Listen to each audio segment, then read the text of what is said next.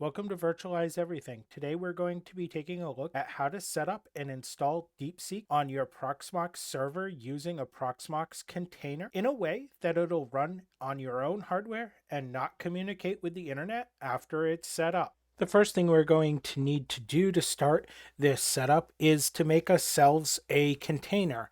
We're going to make ourselves a container by going over to Create CT, and we want to make sure we first fill out a password. Then we're going to need to give it a name. I'm going to call mine DeepSeek today, and we can leave it as an unprivileged and a nested container. So we'll press next. It's going to ask us for our template. Let's go ahead and select Ubuntu 24.04. Pressing next, it's going to ask us about storage. We're going to need a good amount of storage. I believe the normal size template or container that we will be running is about 4 gigs. So I'm going to go ahead and give this like 20 gigs just so we have enough leeway to play around. You can leave it at the default 8 if you're going to run that container, but some of these can go upwards of 400 gigs depending on which container you choose. Pressing next, we're going to be asked about CPU. I did find out in earlier testing, Ollama is only going to use 1 core. So it's no sense in adding more cores than 2. We will add 2 so the operating system and container has something of overhead for system management. For memory, we definitely want a good amount of memory, and I'm going to add 16,000. I have enough overhead in this system, and I'm not going to worry about making it a square like gig number here. If you would like to do that, you can feel free to go ahead and do that. Pressing next, we'll go ahead and set up our network. And since this isn't going to be a server or anything that we're going to interact with in that way, I'm going to go ahead and check DHCP. You can set it up static if you plan on SSHing into this afterwards for your project. Pressing next, we'll leave DNS settings alone. Hitting next, and we'll finish this out. It'll take a moment to make this container.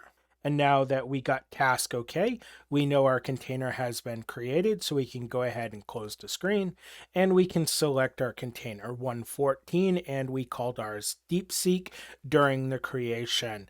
We can go ahead and press console and turn this container on, and we're going to log in with root and the password that we set up during the creation. First thing we always do is run an apt update, and then we're going to run an apt upgrade. And we'll add a -y so it auto installs. Now that all of our updates are done, we can actually start installing the software we need to run this project. The first set of software we're going to run is called Ollama. And because I'm showing it on a Mac, we start out defaulting to the Mac OS version. Let's select Linux. And a little bit about Ollama. Ollama seems to feel a lot like Docker. So they have an actual repository that I'll start showing you here that's kind of like Docker Hub. And if you actually look at their GitHub and their commands, they use commands like Ollama PS and Ollama list and a pull and run command as well. So this has a very similar structure and working feel to Docker. We will be using a script today because they offer us an installation script. I don't traditionally like running scripts, and I usually spend a lot of time looking at them. But being that this is from an open source project and distributed from an actual like company or center, I'm feeling fairly safe running this. But I will add the disclaimer in here. I have not reviewed this script, so use with caution. The container won't naturally have curl installed, so that's the first thing we're going to need to do, and we'll do that with an apt install curl, and we'll add that -y. This installs really quickly. Now that that has installed, let's go ahead, copy the whole script, head back to our console, paste it, and run it. Now this will take a decent amount of time to download, and it will end in a warning message because we haven't passed a GPU through to our container. I might do that in a later video if I find a GPU that is available for doing that with. Let's let this finish. We'll take a look at the error message, and then I'll show you how to pick which version of an LLM you want to interact with using Ollama. So here's the warning message that I talked about where it says that we don't have an NVIDIA or AMD GPU detected, and that's because we didn't pass one through to the container. But it's all right, we'll still be able to run this. It's just not going to run as efficiently. It's going to run a little bit slower, but since home labbing is part of exploring and learning, I think that that's just fine. And maybe later on, if I can find a GPU that I can pass through, I'll show you the steps for that. So heading back to the Ollama's webpage, we can actually use this search feature and search for different models. And you can see that we have the Llama model, which is from Meta, that shows up here. And we also have DeepSeek R1, which is the model that we are actually planning to use here. So we can go ahead and click on it, and it shows all the different sizes, just like Docker Hub would for different tags. And we can scroll down through here and we can take and look at how to run some of these different sizes. So I can tell you this model here is just about 1 gig in size, and it's our smallest one. And then this 1.8B here is 4 gigs. And then we go up to what I believe is the 70B, which is something like 400 gigs. So depending on how you want it to run and how efficiently you want it to run, you can choose different models here. And know that this is entirely free for you to run, play with, and experiment with at home on your own hardware. So let's go ahead and choose the Ollama's run DeepSeek R1B command here, and we'll just go ahead and copy it and head back to our console. Now we can go ahead and paste this in. What I like to do instead of straight away jumping to run is I like to delete the run and enter pull. And what that's going to do is it's going to pull the image down, but it's not going to start it.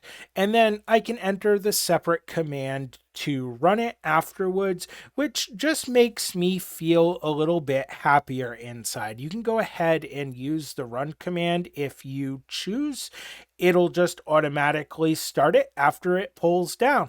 So we'll hit enter here and let the process take effect here. And if you're looking here at the process of pulling it down, again, it has a very Docker-like container feel. And I assume it's using some form of the OSI standards here, where we see a hash and we see our rates and everything that are pulling down.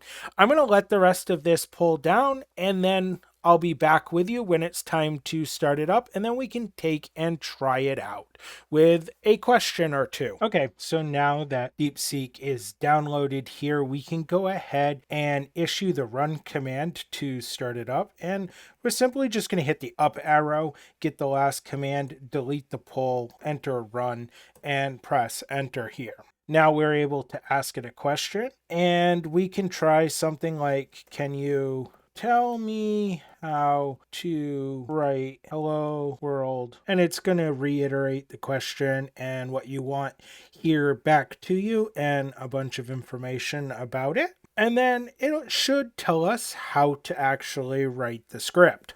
Okay, so now that it's finished, it took over like 30 seconds to actually output all of this information, but we can scroll through it and see it gave us a lot of different information about how to actually make this program, including like how to create our files and save it and start, and the steps we need to take to add the print hello world command. From what I'm looking at here, it did give us correct directions to actually create all of this, and we can go up here and go to summary and actually look and see our CPU power that it used. And it says it used 100%. So I'm guessing that it actually might have used all of both cores, which I'm a little surprised with because my earlier testing didn't have us getting over 25%, which would have been one core in that instance because I had given it 4 cores originally. You can also see that we're utilizing a significant amount of RAM here, almost 6 gigs, similar to the actual size of the model. And you can see that we did have a good amount of network traffic. This is as we downloaded the actual file, and then it drops off, and there's really no network communication at all going on because this is entirely hosted locally here inside of our LXC container. Heading back to the console, of course, the console blacks out, but we can go ahead and press Control C. It actually tells us to hit Control D, and that'll cancel us out. And we can then run the Ollama PS command here, and we can see our container running. And again, it's formatted very similar to Docker. And if we wanted to stop it, we could take the name, copy our name, and we could run Ollama stop and then the name, and it shuts down our running container.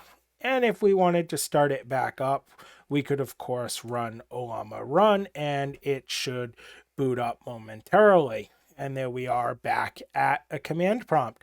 So I hope you enjoyed this little video about how to get DeepSeek running at home inside of a Proxmox container where you can experiment and run it.